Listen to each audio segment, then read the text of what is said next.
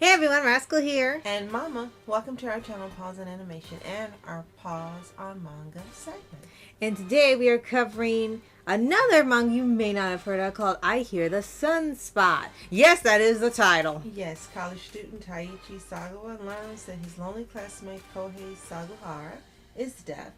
He enrolls in a part-time job to take notes for him in exchange for food, and as the two become more acquainted with each other, they develop a strong friendship that eventually turns into romance. But before we start, be sure to like, subscribe, and keep us on future podcasts and on our pause videos. Yes, thank you for joining us today, sharing our videos, commenting, everything you do. We always appreciate you so much. I actually found this in the library, and I had no idea what it was. I saw the cover, and a lot of times I'll go and just grab things to see what it's like. And I grabbed the first volume, and after I read it, I thought it was a really nice manga. And I said, you should give it a try and see what you think. Right. And it's a pretty interesting story. Now, this is one that really is slice of life. I don't think you can get any more slice of life than this. There's no shoujo elements, no comedy elements, no supernatural, magic, hero, nothing. It really is very grounded in reality. And the way it's written, it almost feels like this has happened to somebody. The author is female. Maybe perhaps she knew someone like this or she was inspired. But I will say the biggest pro of it is that it feels like a real event, not like you're reading just a story. Right. Now, Arthur is Yuki Fumino, and it is in the demographic of Josie.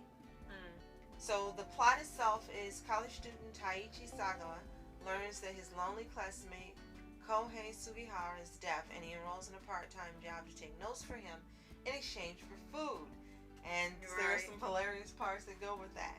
Now, as the two become more acquainted with each other, they develop a strong friendship that eventually turns into love further down in the volumes. Right. So far, read the first 2 volumes. Right. And as I said, the first volume was so nice that I went and got the second volume. I don't know if there's more available. I haven't checked yet.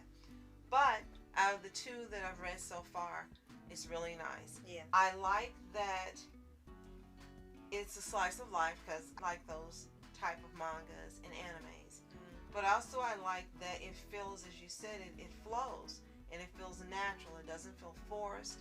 It doesn't feel like they're trying to make something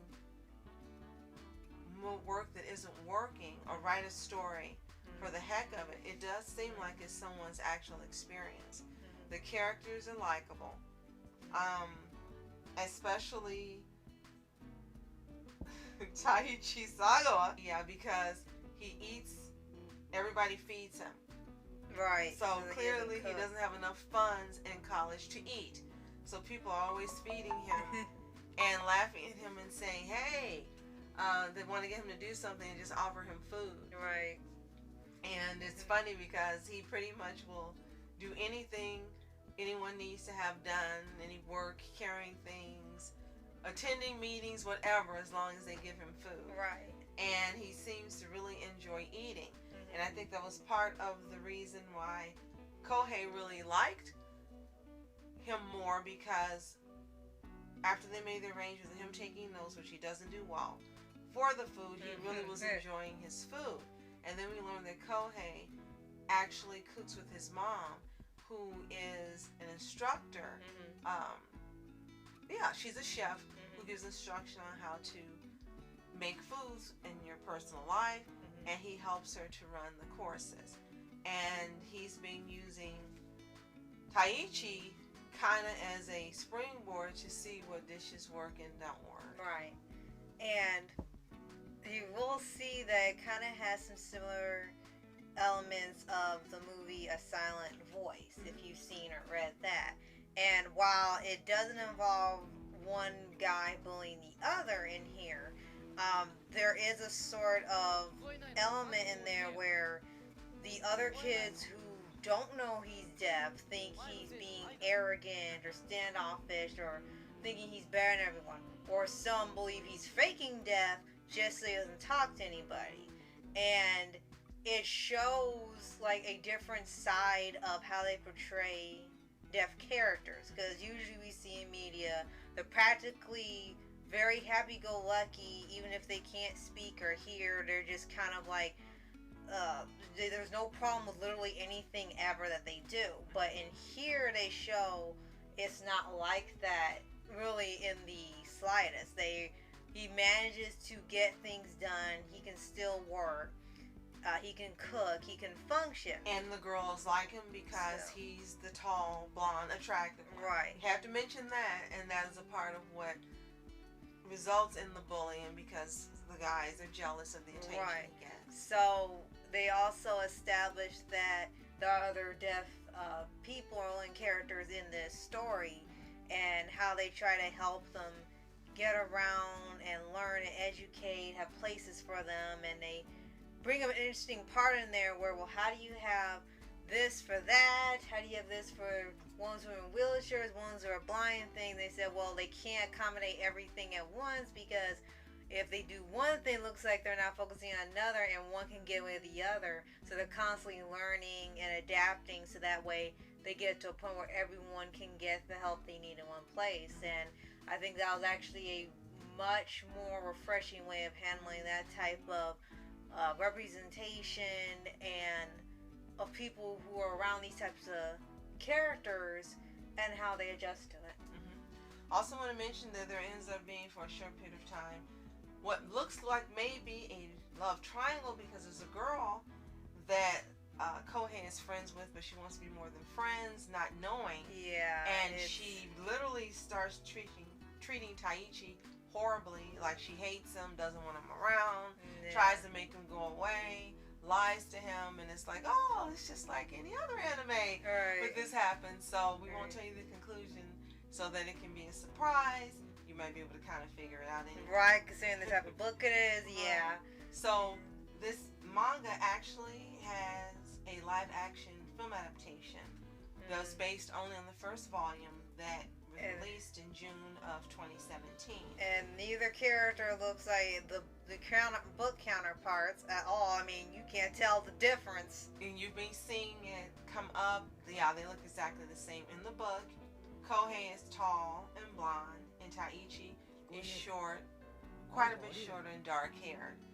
And Taichi is very expressive, very emotional, very sensitive in the sense that he cares for other people. He will go out of his way to be kind, to help others. And Kohei is a little reserved because of being deaf and not knowing how to interact with others. Now, for the movie itself, you have Kohei portrayed by Hideo Tawada, and Taichi is portrayed by Akira Onodera. We learned shortly ago that Hideo Tawada is a Japanese actor who played the role of Kenji Takagawa in the 2015 Super Sentai TV series Shuriken Sentai Ninja. Playmaker will know this. And what I think is funny is that I actually had stated one time reading the first manga that the two characters kind of looked similar. Just one had black hair, one had white blonde type hair. And then you get to live action, and I guess someone else noticed that too and decided, well, let's just make them look like practically twins. Let's just cast them, and it's like, you know, if you don't read the manga, you're kind of lost because you really don't know who's who unless you see the characteristics. Like in their personality or their mannerisms and stuff. If you happen to not recall their names, then that's probably the only way you know the difference between them. And it's almost funny in its own way. So I definitely recommend that you try reading this book if you like books that are slice of life, kind of just giving you an idea of how others spend their days and times. If you like just seeing relationship building and calmer stories, then definitely I Hear the Sunspot is something I recommend that you read. And I think right now, out of the ones we've read, the first one I think was more interesting than the second one.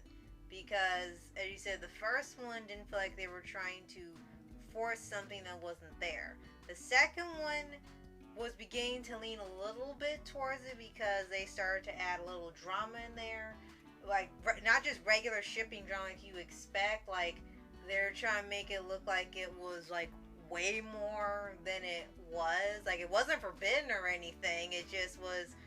It seemed like they were trying to make a lot more drama out of it and emotions, and it's like, well, they kind of did better with it just being a simple, slow burn build up to the relationship rather than try to throw a wedge in, and it really wasn't necessary. Just seeing how they interact and how they are with each other was good enough to be engaging to read. Well, you can say this was kind of groundbreaker for these type of books, because I've actually read another series that stars a girl who's deaf, and we see these characters come up frequently now. But when this manga originally premiered back in 2013, this was not a common subject that came up. Right. So quickly, it says that Rebecca Silverman from Anime News Network reviewed I Hear the Sunspot favorably, praising its exploration of school stereotypes and Kohei and Taiichi's relationship.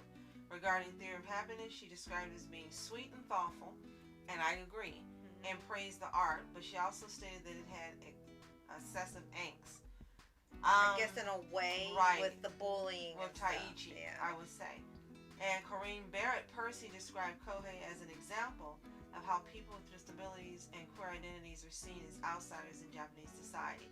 This being 2023, I do hope this has changed by now, but when this came out, it was groundbreaking. So if you've read I Hear the Sunspot, let us know in the comments below. And if you haven't, we recommend you get it from your local library, check it out, come back and tell us what you think. And don't mix up with I Can Hear the Rainbow from My Little Pony. And if you haven't already, subscribe for updates, book reviews for anime series, anime shows, and all things animation. Thank you so much for joining us today, subscribing, sharing our videos. As always, guys, you are special. Thank you so much for watching Mask Entertainment. And I'm Mom Entertainment. Have a toontastic day. Peace.